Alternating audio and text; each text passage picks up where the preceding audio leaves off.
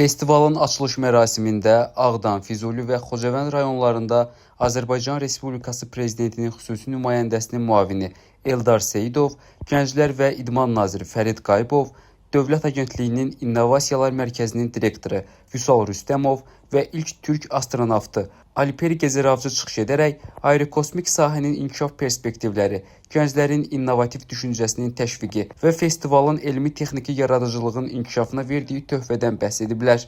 2 mərhələdən ibarət festival 12 kateqoriya üzrə keçirilib.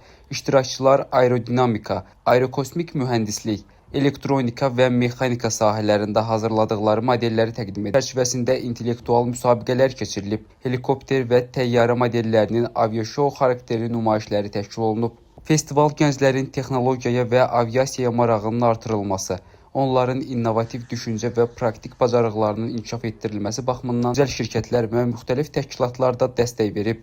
Festivalın tərəfdaşları arasında Daxili İşlər və Fövqəladə Hallar Nazirlikləri, Ağdam, Füzuli və Xocavənd rayonlarında Azərbaycan Respublikası Prezidentinin xüsusi nümayəndəliyi, QHT-lərə Dövlət Dəstəyi Agentliyi, Azal, Hərbi Hava Qüvvələri, eləcə də texnologiya, təhsil və innovasiya sahəsində fəaliyyət göstərən bir sıra qurumlar yer alıb.